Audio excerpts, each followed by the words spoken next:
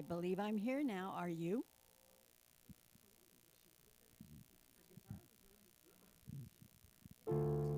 Hello.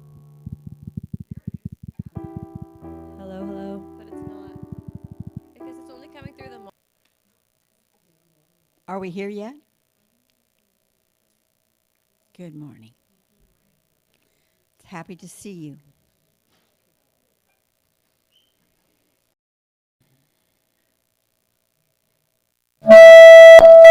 I didn't do that. I was thinking that. Yeah. Okay. Uh, uh, may I go forward?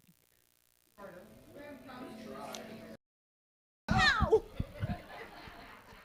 Welcome to the no online. Hello, you guys. Howdy. We're going to get this started. Yeah. Permission yet? They don't know either. Oh. Technology. So you can't really Well, see I tell you what, I'm going to go forward and we'll find out. So now it's officially right here. Good morning, everyone, here in the sanctuary and online. We welcome you and greet you in the warm and loving spirit of unity, in recognition of our unity within all people, communities of faith throughout the world. In unity, we bless and embrace the people of every race, culture, lifestyle, and creed. We honor and celebrate the many parts of God, the many names of God, and the many ways in which we experience God. We affirm there is only one presence, one power active in your and my life. God the good omnipotent. Can we say that together? There is only one presence and one power active in your life and mine. God the good omnipotent. And now, Louise Kelly, Daily Word. All right. I'll meet you over here. Do you want to do a song? You would really regret that. No, we usually do songs. But you can do that first. You do that, and then we'll do the song right after. Okay, Cleo? It's okay. Don't worry about it. She'll do that, and then we'll do the song. Could I go home now, please?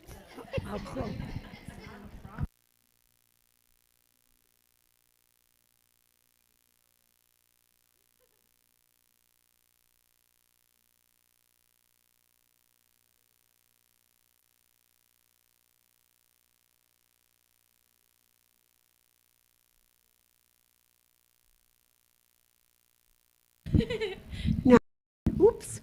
So, and the daily word is still prosperity. I release worry and no prosperity. Perhaps the greatest gift of a prosperity consciousness is freedom from worry. It is knowing that as a divine being, I can draw from an infinite storehouse of divine ideas and prosper myself in infinite ways. This awareness helps me keep things of the world in proper perspective. Like anyone, I will know times of plenty and times of lack. Understanding my prosperity as a spiritual truth and not the quality or number of my belongings or the amount of money I have in the bank gives me agency to direct my life. I am prosperous.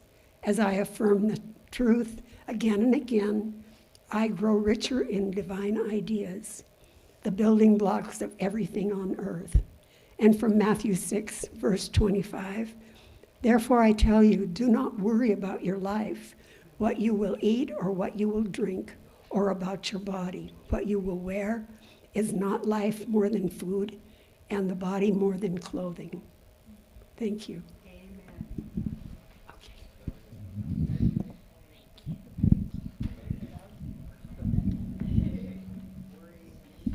Okay. And then will you turn the mic off now so you don't feedback? Press that button. everybody. That's okay, because I think you can still hear me. We'll figure it out. We will, because we're just gonna choose heaven today, even though things are a little wild, but things are always a little wild, and we get to choose how we react to it. So I think we're gonna wait for the projector to come down, and we'll all sing a song together.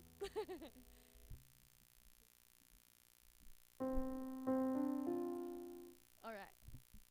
So I know we all know this song. It's I'm Choosing Heaven Today. And we're going to do it 4 times through. And the last one, I want you guys to pick a word that you want to choose for today. So it could be peace, serenity, technology working. It could be anything you want.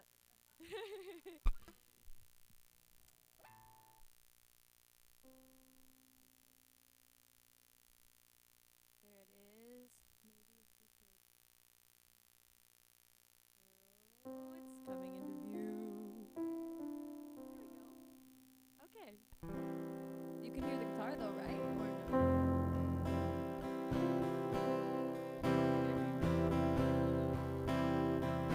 I'm choosing heaven today. I'm choosing heaven today. I am walking the road of heaven right now, singing I'm choosing heaven today. Peace. I'm choosing peace today. I'm choosing peace today. I am walking the road of peace right now, singing I'm choosing peace today. Joy. I'm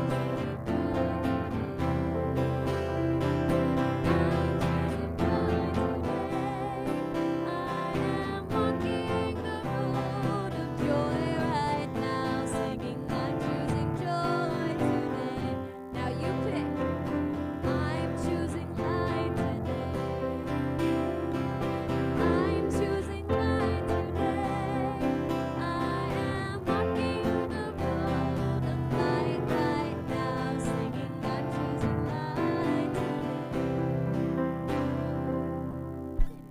you guys.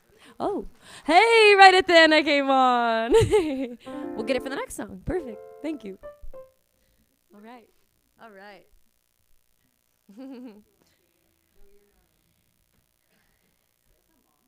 Well, just keep it on, and then, yep, there we go. Could we just start all over again? It's not your fault at all. I'm not feeling faulty. I'm just feeling a little off center. You know, that kind of day. Okay. I want to thank Cindy for being here today, and we'll learn a little bit more about her soon. And Ireland, and Stuart, and Jordan, and Ellen, and whoever's working the door. Just thank all of those who are in the space of volunteering and giving their gifts, and how much we appreciate you and what you do. And I'm getting there. I just think you're it's a really special place to be. And for you, then are you new? Is this your first time here? Me? Yeah. It's my second. Yes, I remember you. And you are? I'm Jan Wilder, my daughter Julie. Welcome. Welcome. This is kind of a crazy but very safe place to be. Anyway, we thank you all for being here. We thank you for all the ways we arrive and have experienced this place in this building. I just made that up. We also want to thank our prayer ministers and the work they do. And if those of you who are not familiar with the process of prayer ministry, and it's out again. No, it's on. Okay, then I'm just going to go with that. I fade in and out in life anyway. It's coming out of here, that's why I have to turn I choose peace in this moment. And I'm going to put myself in the prayer box, which is right back there. So we can add our prayers to the prayer box, or we can go online, and the team works on that. Lovingly, graciously pray us in prayer for 30 days, and then it goes on to Silent Unity, where it's been prayed on for 125 years, and they know what they're doing. So if you have a thought for a friend or for yourself, please bring it forward. Then we have announcements. And they're over there.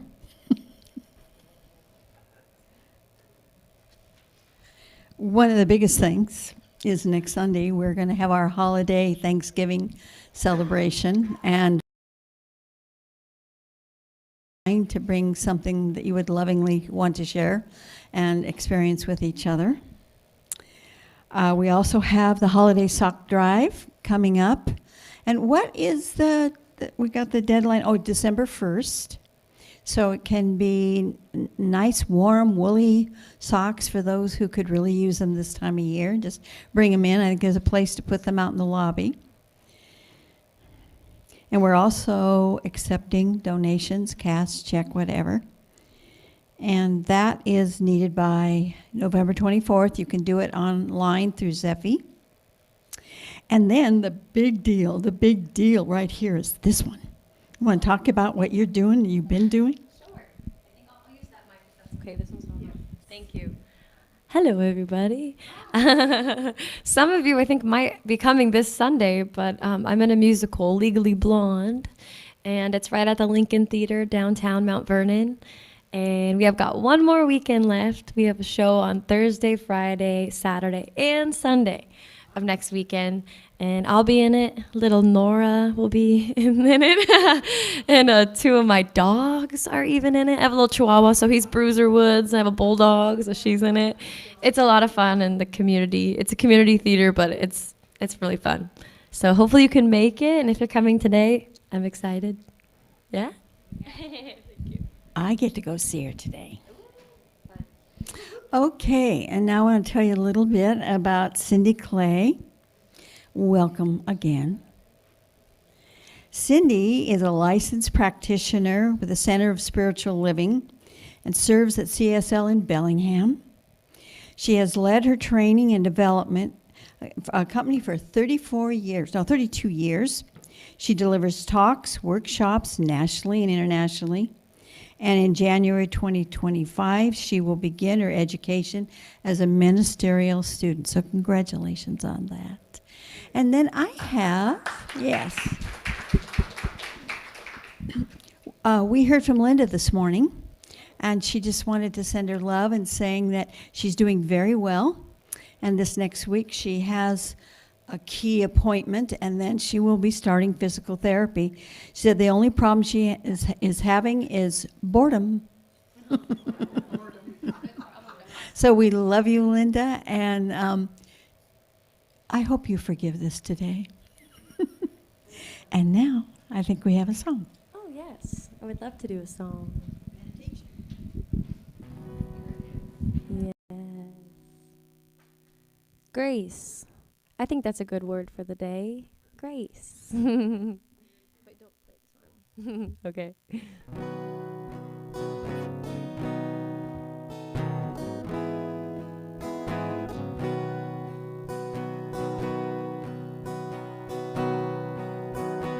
The sound that saved a soul like me.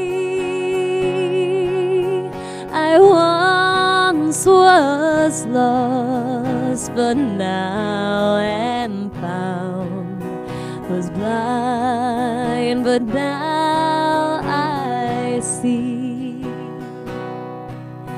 'Twas grace that taught. Oh, that is really sweet.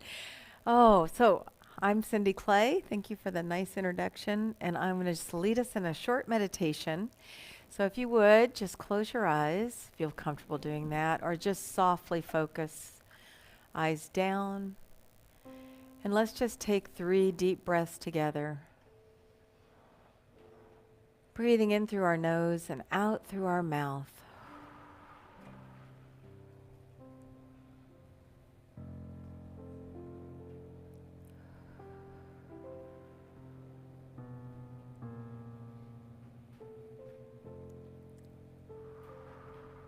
All right. And I just invite you now to feel your feet flat on the floor. If they're not flat yet, make them flat. And I want you to just put your awareness on the bottom of your feet, on your toes. And I want you to see yourself becoming more rooted and grounded. You can visualize energetic roots spinning down, down, down into the core of the earth, grounding you. And once you've seen those roots attach at the center of the earth, feel the energy of Mother Earth gently flow back up into the bottoms of your feet. And know that you are grounded in love. And now bring your awareness to the top of your head. That's the crown chakra. And imagine just above your head a glowing ball of light. Maybe a rosy yellow glow of love and healing. And it gently, gently, gently pours light in through your crown chakra. And as you breathe, just see that light moving through your head. Allow that light to take away any tension in your face, in your cheeks. Just let it flow away. And see that light moving down through your neck and your shoulders and down your arms. Feel your fingertips. Your fingers may even want to move a little bit in response to that beautiful healing light. And see that light move into your chest and around your heart, around your internal organs, into your pelvis, just spinning, glowing, healing, taking away anything that is unlike love. And down that light moves through your thighs. See it just spin around those kneecaps, gently healing, loving, and down through your calves and around your ankles and into your feet and your toes, where it meets the loving light of Mother Earth. And in this quiet space, we're going to take a couple of minutes to just feel that loving presence in us, around us, connecting us with every person in the room this morning.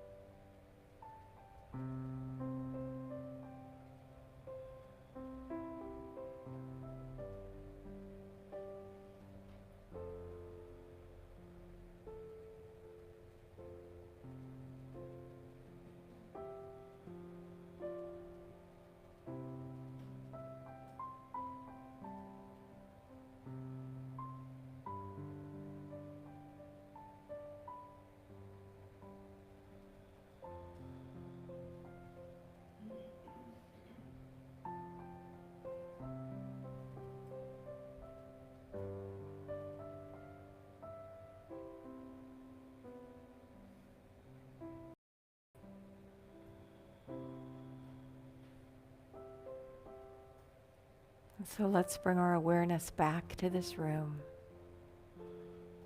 back to the beautiful unity and community that we share.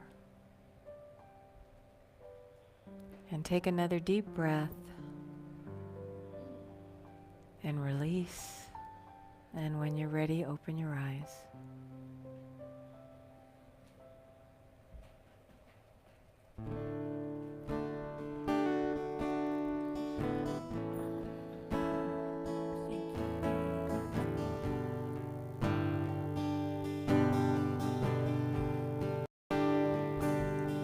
When I was a girl each week, we would go to church, pay attention to the priest, and he would read the holy word and consecrate the holy bread, and everyone would kneel and bow. Today the only difference is everything is holy now. Everything is holy now. Ooh.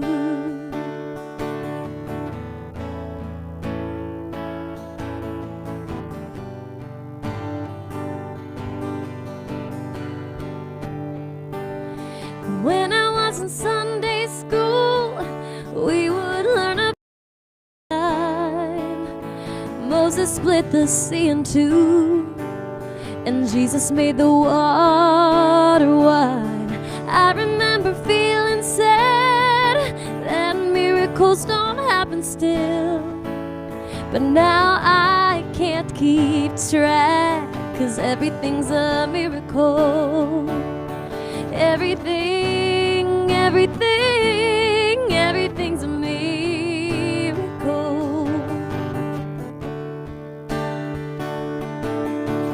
Wine from water is not so small, but an even better magic trick is that anything is here at all.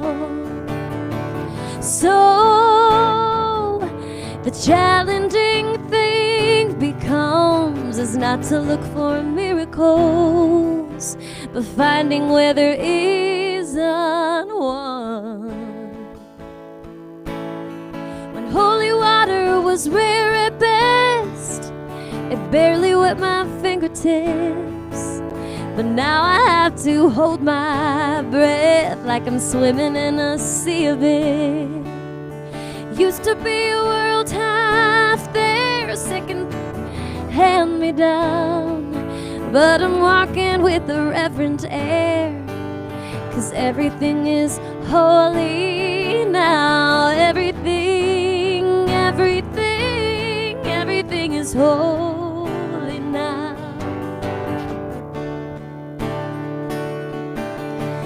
Read a questioning child's face and say it's not a testament. That'd be very hard to say. See another new morning come and say it's not a sacrament. I tell you that it can be done. This morning outside I stood and saw a little red-winged bird shining like a burning bush, singing like a scripture verse. Made me want to bow my head. I remember when church let out. Oh, how things have changed since then. Everything is holy now. It used to be a world half there, heaven second rate, hand me down. But now I walk with the reverent air, 'cause everything is holy now. Everything is holy now. Do you want to sing that with me? Everything is holy now. Let's do it again. Everything is holy now.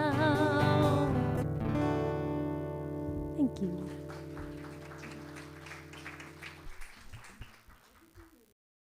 And do something else. Okay. All right. I could just sit and listen to music all morning. Thank you. That's so beautiful. Oh, okay. Well, I really appreciate the invitation to speak here this morning, and I can tell I have a frog in my throat. Hang on. Let me get rid of my frog. There you go. Much better. Okay. So I want you to know that I have certified Pacific Northwest bona fide credentials, right? Because I have a Texas accent. So if you're thinking, where's that woman from? I grew up in Texas. I grew up in Dallas, Texas, and I moved out here in my 20s to go to graduate school at the University of Washington. And the first week I lived here, I called my mom and went, I am never coming home. So eventually my whole family moved up here. And so I lived in Seattle for 42 years, and then my husband and I moved to Bellingham about 4.5 years ago because our son was popping out grandchildren. Well, he wasn't, but his wife was. And they were producing grandkids, and so we were like, let's get closer. So we moved up here. And my connection to Mount Vernon is that I play pickleball. And so like twice a week, I go to the Blackburn Pickleball Pavilion and play pickleball. So, I'm even part of this community in a weird way. So, yeah. All right. So the topic for today is the beautiful dance, vision and flow. And when I chose that topic, I really wanted to share ideas that have inspired my life, that have led me to have a beautiful life under this beautiful vision. So I hope that I can inspire you today with some stories and some ideas about living with vision and living in flow. So Ernest Holmes, who's the founder of Science of Mind, which is now Centers for Spiritual Living, was a colleague with the Fillmores, you know that. And they were students of Emma Curtis Hopkins. Do you know Emma Curtis Hopkins? So I love Emma Curtis Hopkins. So done a lot of work with her work. So that was all in the early 20th century. And that inspired the New Thought movement that, we're part of. So we're like sister congregations. And so I'm going to share a lot today and quote Ernest Holmes quite a bit. So you'll just know, why is she talking about him? Well, because that comes from the spiritual tradition that I've been a part of. So many years ago, I found that I was bumping my head against walls. I was trying to grow my business. I kept running into, and I really wanted my company, which was a training and development business, to just grow faster than it was growing, to give me more than it was giving, right? And so in that yearning for something better, I thought I really just need to learn how to surrender and trust, right? So I did a lot of meditating and a lot of surrendering and a lot of trusting, and I felt very peaceful and completely unmotivated. And so I was like, here I've really let go. I'm letting go. I'm meditating. This all feels right. So I made an appointment to speak with Reverend Dr. Kathy Ann Lewis, who is the minister of CSL Seattle, and that's where I church for. And I said, look, this is how I'm feeling, right? I've surrendered. Nothing much is happening. And she goes, okay, I know your next spiritual teacher. And I'm like, really? Who? And she said, Neville Goddard. Do you know Neville Goddard? Okay, so I didn't know a thing about Neville Goddard. And I started researching him, learning more about him. He was a mystic, a speaker, a writer. He grew up in Barbados, and he lived from 1905 to 1972. And this is kind of a fun fact. Because when I picked the topic and first started thinking about the topic, the beautiful dance, vision, and flow, I didn't know that he was also a professional dancer. That was his career. I thought that was so interesting. So I read his book, Your Faith is Your Fortune. And so I just want to give you a little taste of Neville Goddard. This is just a little paragraph from Your Faith is Your Fortune. This is the application of this victorious formula as a modern mystic reveals it today. He was the modern mystic. First, Define your objective, not the manner of obtaining it, but your objective, pure and simple. Know exactly what it is you desire so that you have a clear mental picture of it. Secondly, take your attention away from the obstacles which separate you from your objective and place your thoughts on the objective itself. Thirdly, close your eyes and feel that you are already in the state that you would capture. Remain within this psychological state until you get a conscious reaction of complete satisfaction in this victory. Then, by simply opening your eyes, return to your former conscious state. So that was a practice that Neville Goddard used. And I call, your objective in my mind is your vision about what you want to achieve, what you want to have. So there was another teacher that, not necessarily a spiritual teacher, but came into my life about the same time, and his name was Robert Fritz. I don't know if you've heard this person's name. He wrote the book, The Path of Least Resistance, Learning to Become the Creative Force in Your Own Life. And his model for creativity just completely changed the way I approached things. So I want to share it with you because it's really powerful. It requires this rubber band. So, what Robert Fritz says, and he was also a musician. So he studied artists in order to explain what happens in creativity. And what he says is that anytime anybody creates anything, no matter what it is, it could be a happy family, could be a beautiful home in a new location, a piece of music, a beautiful dance, whatever. They have a clear vision of what they want to accomplish, and they have an absolute grasp of current reality. So you've got vision, you've got current reality, right? So a very clear vision and then a very clear understanding of what's really going on. How much money you have in the bank, who knows how to do what, whether you know how to do it or you need to get help. That clarity about, so what's working for me and what's not working for me right now? Where do I have to get help? This rubber band represents what happens when you have both a clear vision and grounded current reality. And that is, you see what's happening here? Creative tension. So what does tension seek? Release, that's right. So if you're gonna release creative tension, you have some choices to make. The healthiest choice is to choose to move forward in the direction of your vision, right? You see how the tension is leaving that rubber band. But what happens to us is oftentimes we have a clear vision. We also have an understanding of current reality, and we decide it's not possible. We let go of our vision. Right? The tension comes out, there's no more creative tension, and you're not going anywhere, right? This is the land of skeptics, cynics, and people who've been disappointed, so we can be compassionate about this too. It's people who may have tried to go for a vision and it didn't happen, and so they're here now. They've given up. Or we can live in airy fairyland, We can just be idle dreamers. We can just, we can just go, la, la, la, I'm going to have $1 million by the end of next year. I don't know how it's going to happen. I just know it's going to happen, right? That's the land of idle dreamers with no understanding of current reality. So what Robert Fritz said is that you got to have both so that you can move forward.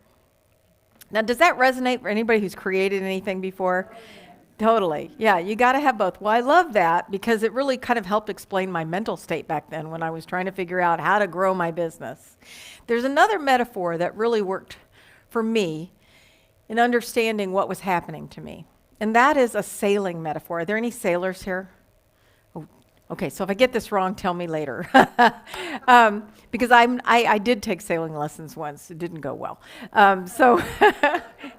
But in this metaphor, when you're sailing, you have your eye on a point over here that you're going to sail to, right? Do you sail straight from point A to point B? No, you don't. Why is that? You got winds. So you always have winds. You don't know which way they're coming from. They may change direction. So a sailor knows that they're going to have to set their sails and reset their sails and tack to their vision, that it's really rare. In fact, if there's no wind, you're not sailing anywhere. So it's like the wind is part of the process.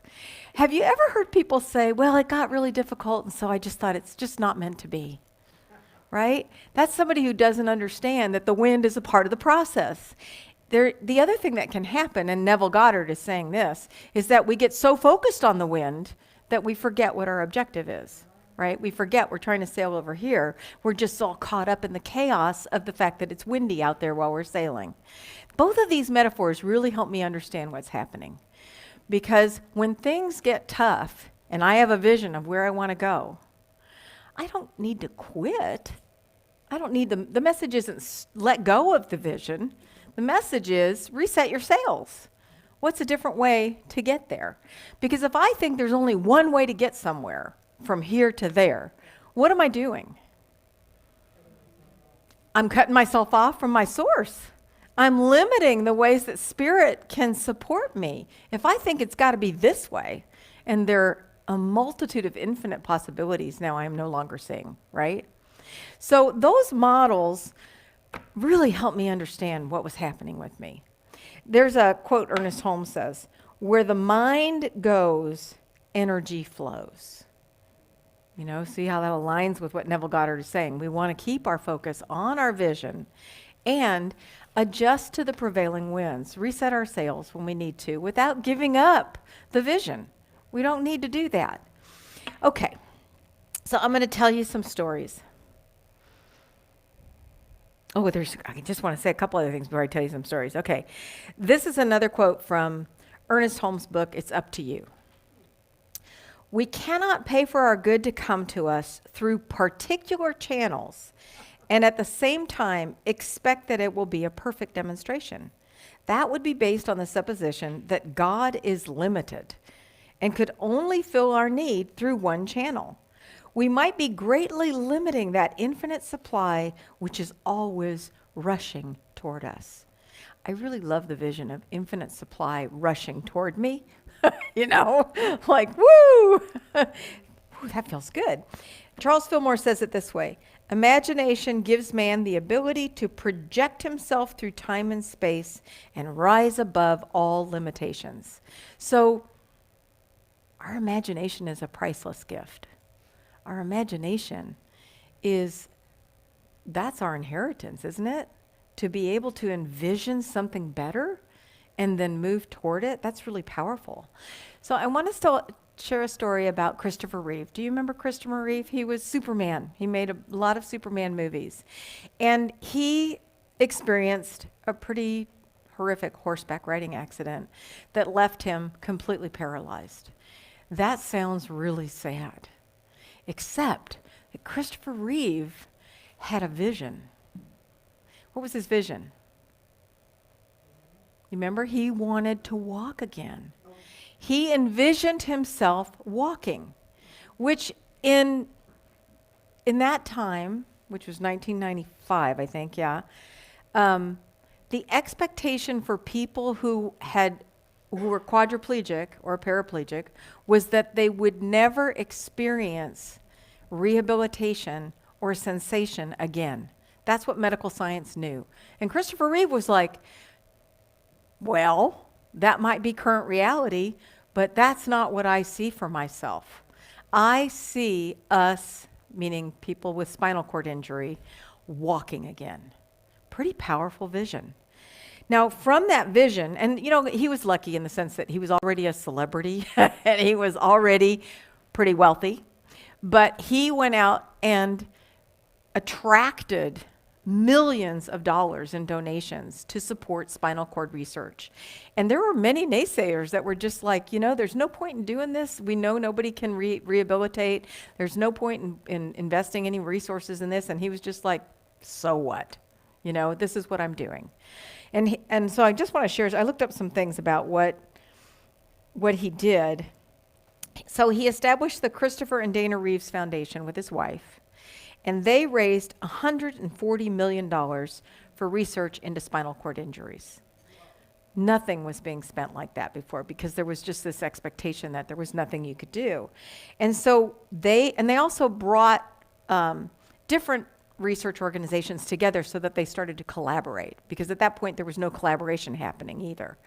And that led to critical discoveries about our central nervous system, and in particular epidural stimulation, which nobody knew anything about up until they started researching it.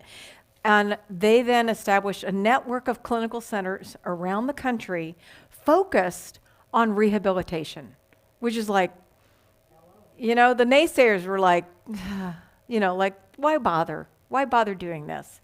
But that commitment of his, saying, I want to walk again, led him to do that for spinal cord research and led him to exercise every day. He went through a physical rehabilitation program himself every day so that he would be ready when the science caught up to him, right? So he regained movement in his fingers, his elbows, his toes, his knees. He could feel hot and cold. Yeah, and it was unheard of. Sadly, he passed away in 2004, and he never experienced walking again. And that is sad, and the research continued. So they left the foundation fully supported with all the resources they needed. Dana Reeves has passed away now too. And I was just reading an article last week about a young man who is a quadriplegic who puts on an exoskeleton 2 or 3 times a week and walks with the aid of stimulation. And that happened because of Christopher Reeve's vision beyond what people thought was possible. That is the main thing I want to say about vision is you cannot limit it by what people's limited beliefs are. Vision is just beyond anything that you could do by yourself. You know, in fact, a vision that's so powerful that you have no idea how to go about doing it is probably one of the best visions to have, because you have to ask God in, don't you? You know, it's like, I can't do this by myself. I need more. I need help. So Robert Fritz says, it's not what the vision is, it's what the vision does, right? It's what we're doing when we're sailing in the direction of that vision that is so powerful. So in Christopher Reeve's case, he transformed spinal cord injury research, and we are making breakthroughs now based on what he did. So we don't have to leave, you know, it's not like, oh shoot, now I've got to go get paralyzed and come up with a vision, and you know, that's not our path. But we are creative beings.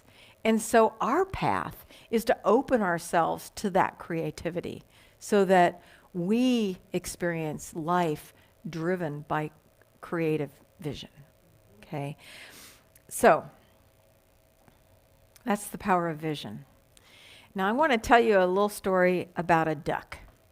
So this is not just any duck, this is Hope the duck. So when our kids were little, our daughters now are 23 and 25, and when they were about 7 or 8, my husband got this idea that it would be instructive for them to raise some ducks. So he built a duck coop in the backyard and fenced off the backyard, and we got little ducklings in the mail in a little box, you know, little holes. We got 3 little ducklings in the mail.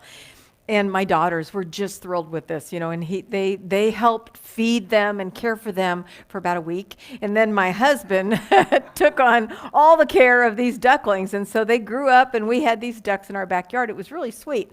Now, he put out a pan of water, like about 2 inches, a big roasting pan, so that they could, because ducks needs water, right? And we didn't have a pond in our backyard, so that they could like flap their wings and, you know, clean their wings off every day. And he would change that water every day so that they would, and I watched that and I thought, you know, I'll be in charge of duck enrichment.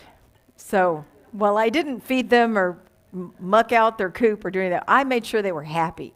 So I went and bought a swimming pool, a little wading pool, and filled it up with water in the backyard so that they could have a much bigger area. Yeah, you know, they're ducks, they need water. So I watched them out there, and they loved that swimming pool in the summer. The 3 of them would just, you know, paddle around in there, and they were very cute. I came out one day, and the 3 of them were stacked like a stack of plates.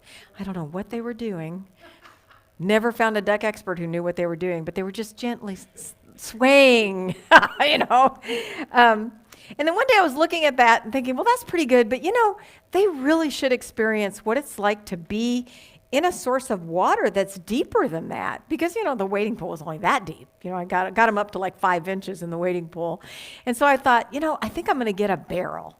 So I went and bought one of those kind of barrels that's about that deep. You know, it wasn't a huge barrel, but it was high enough that it would feel more like being in an actual pond. It's my experiment with these ducks.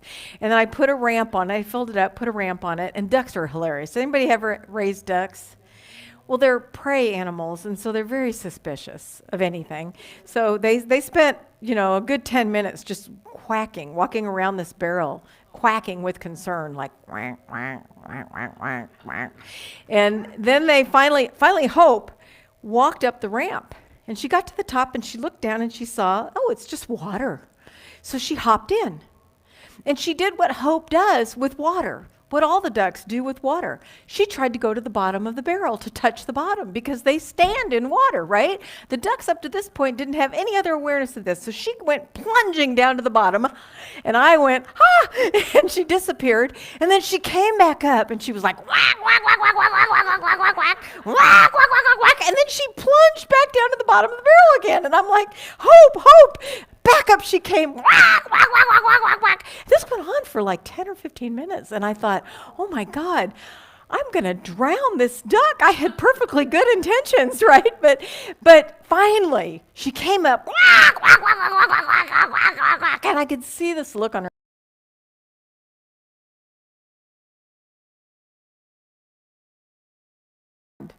And she was happy and victorious. And the other two ducks were like, she didn't die. So they came up the ramp and joined her.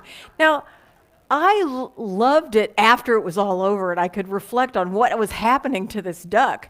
But what I realized is Hope had no idea of the law of floating on top of water, right? She only knew what she knew, which was that you got to stand on the bottom of the barrel in order to make your way in water.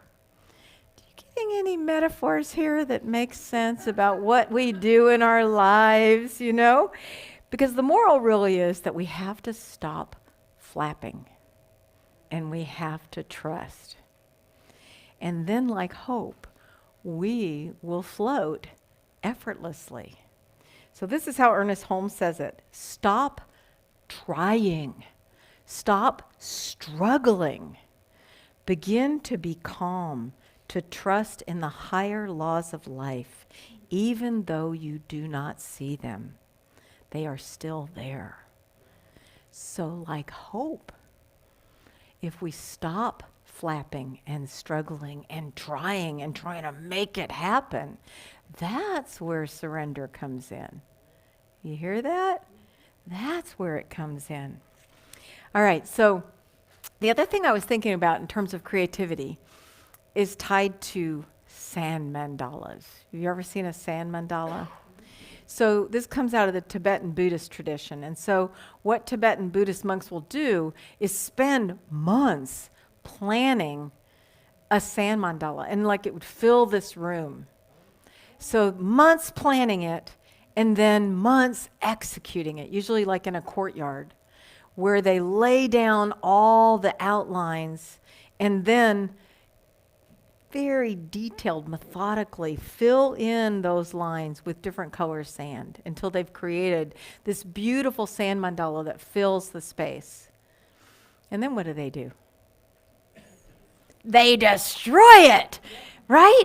I mean, whoa! In the Buddhist tradition, that is a metaphor for impermanence. You know, that nothing is permanent. And it's so beautiful because impermanence is part of vision and flow. Because once you create it, you got to let it go. Okay? I have a theater background, so my master's degree is actually in theater directing.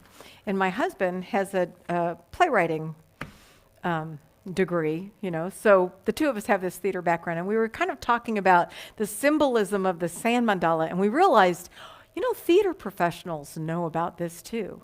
Because when you work on a theatrical production, you assemble a cast that's usually never worked together. You find the sound designer, the lighting designer, the costume designer, stage manager, and together you go into rehearsal and you create this beautiful experience. You go through technical rehearsals and then, final dress rehearsals, and then boom, the show opens. And for however long it runs, you're in this magical thing that you've created together.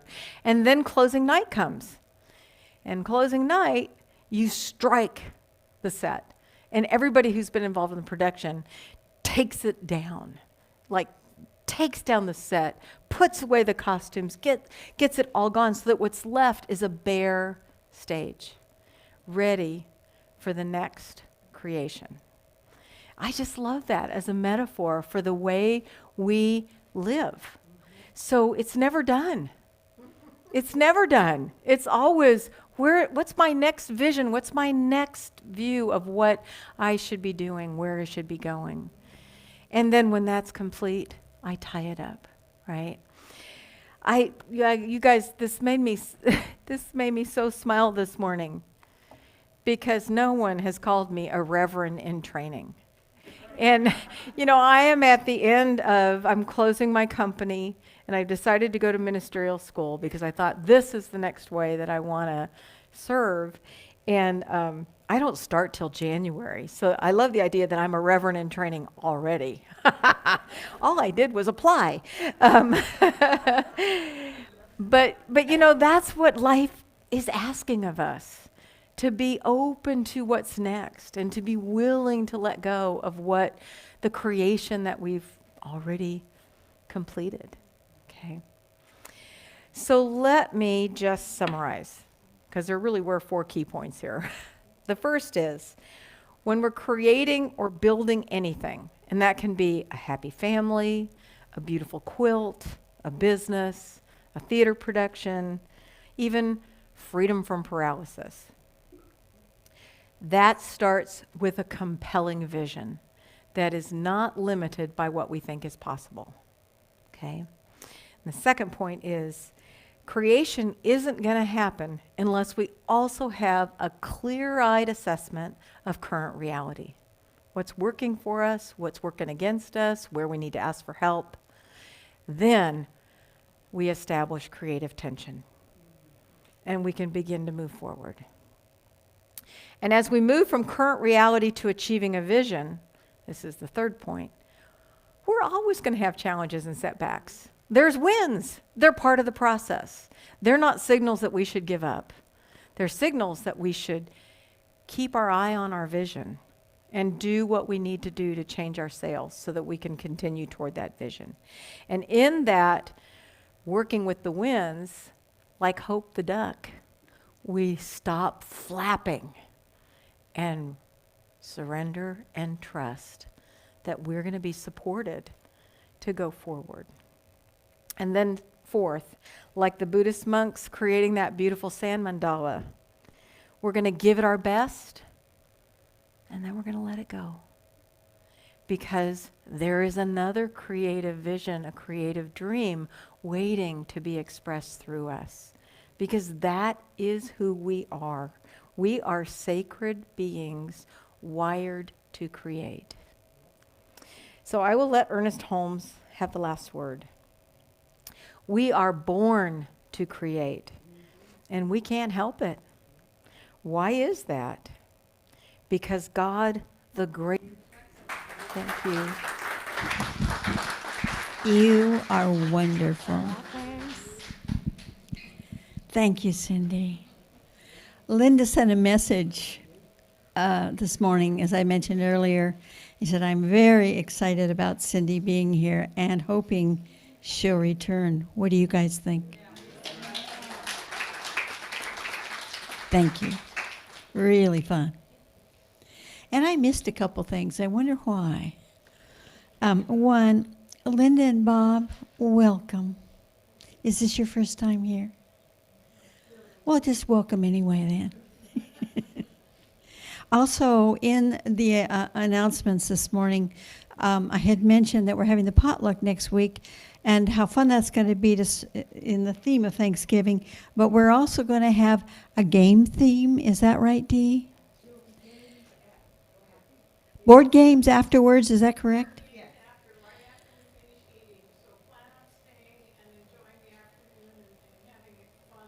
So an afternoon of fun and games after we enjoy a meal together. Is that encouragement of bringing great games? Yes, okay, because that's kind of important, huh? Okay, and then also on November 30th, we have Deck the Halls party, decorating the center, and you know how beautiful that turns out every year. So that is a party in itself. So the 30th, be here to decorate. Okay, 10 a.m. here. Okay, now let's do something about blessing our offering, our giving.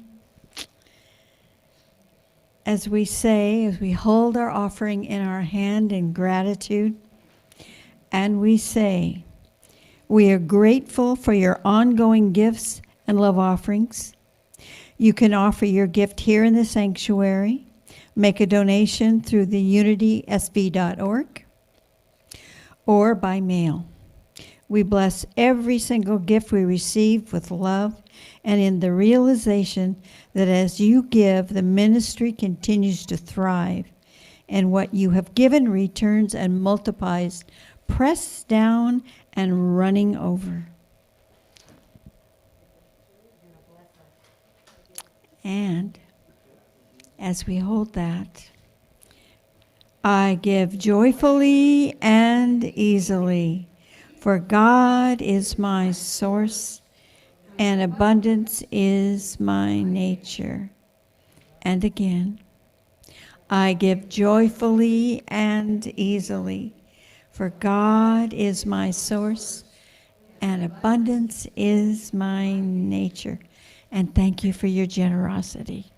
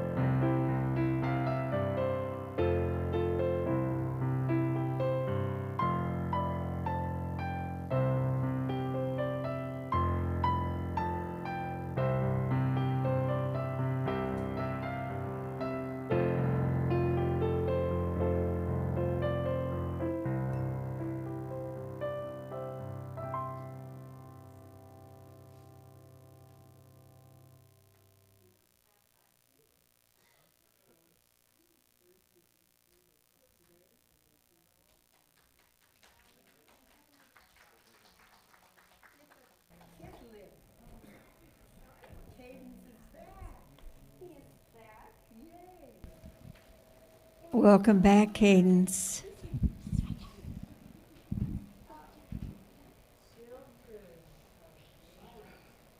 We love you.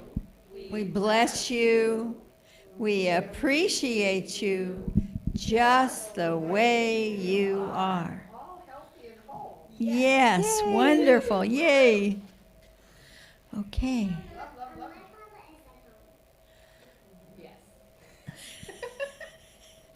Okay.